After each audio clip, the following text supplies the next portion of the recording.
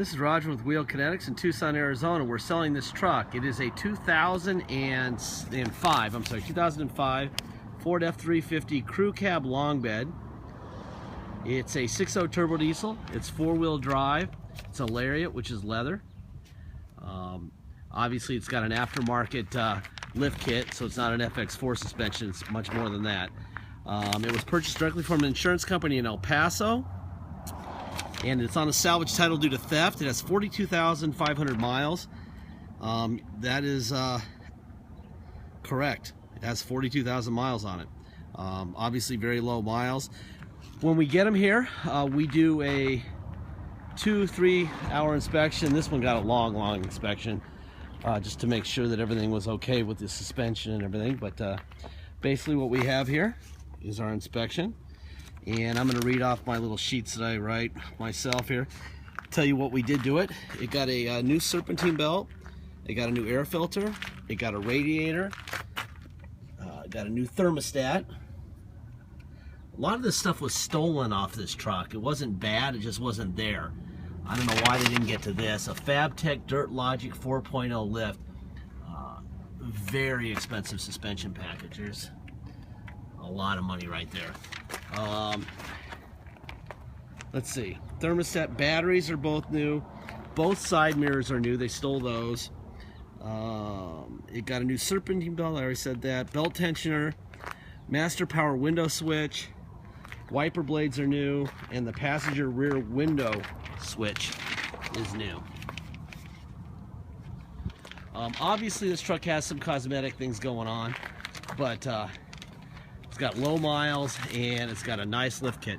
You can see somebody at one time had a dent here and they took the fender off and tried to pop it out from the inside. That's what that looks like when you do that.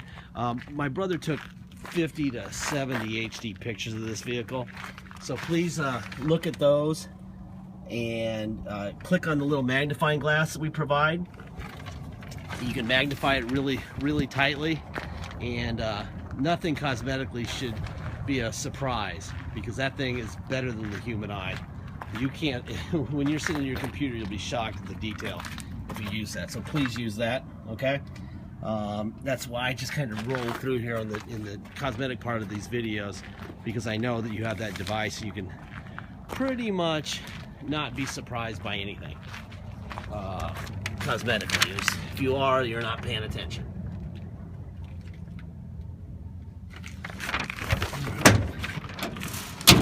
Old Ford bed liner there.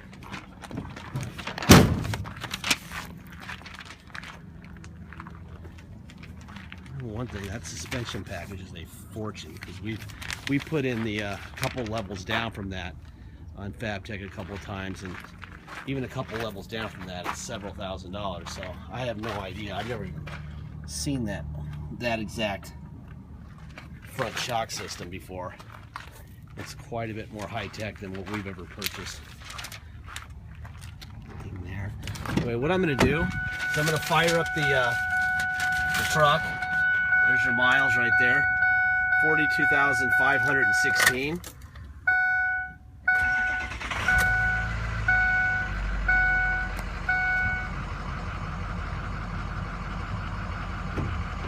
Fire it up. I'm going to open the hood, show you what it looks like under the hood. I don't know if you noticed, there's a couple little dings right here on the hood.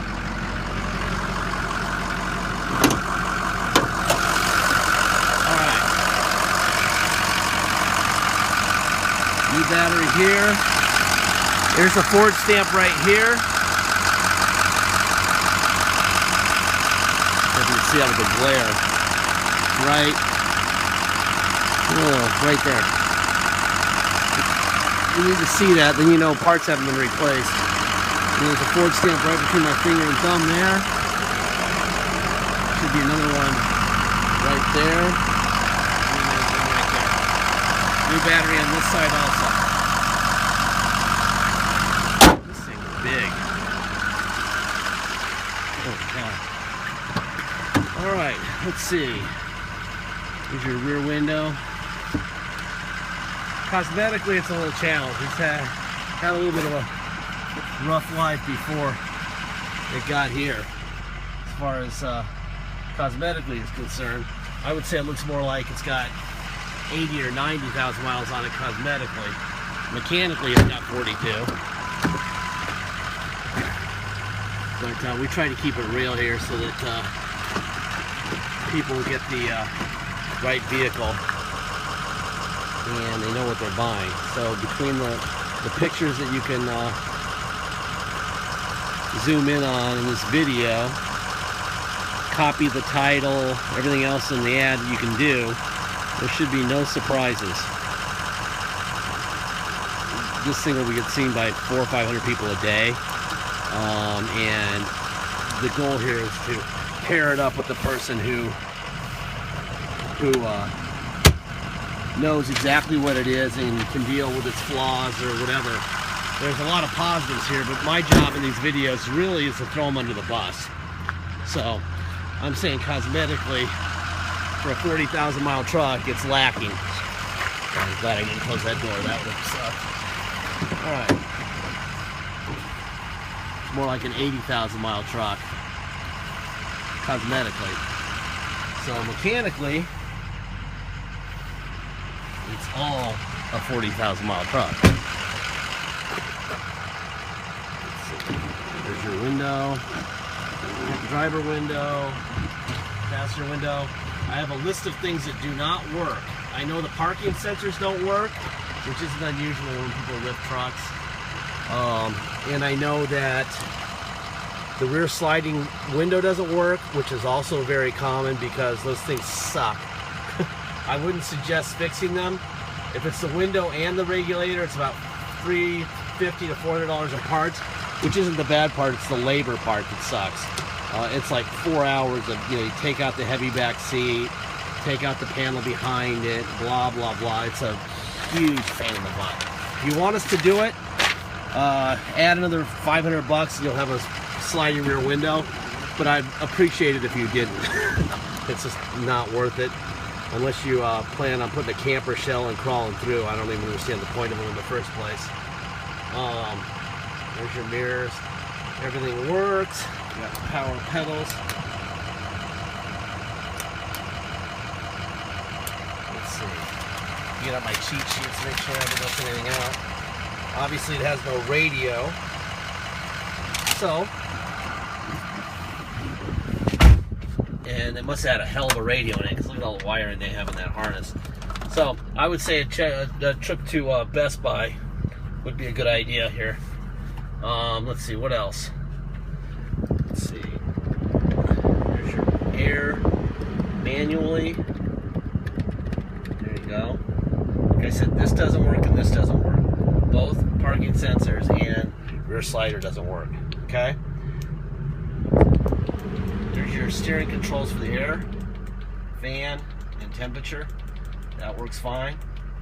We have a moonroof. And that moves like a low mile Ford truck. When they get to around 100,000 miles, they just barely move. And let's see. It's altogether possible that rear slider and those parking sensors aren't working because of whatever they did to the radio and wiring back there. But just assume it needs all the sensors and all the stuff, and by the time you're done with it, don't even bother. It's annoying. Tow haul on and off. Systems check here. Like I said, this is on a salvage title due to theft. It's not collision, it's not fire, it's not flood. If you watch a little 3-minute animated video in our ad, you'll understand a little bit more. But basically, it's the attorneys for the insurance company throw this thing under the bus so that they don't get sued by whoever buys it from us. So you kill yourself being a bad driver. An attorney finds out that try some, oh, floor shifter, I forgot about that. Here's your floor shifter. Now we're in 4 low. So your attorney finds out that Geico or Progressive owned it and it was a theft recovery, and he says, well, if you give it a salvage title, that would imply no warranty or anything, or guarantee or anything. So it's basically, it's their way of immunizing them. So now we go to neutral. Now we're going to go to 4 high. There it is. Boom. All right, now we're going to go 4 high.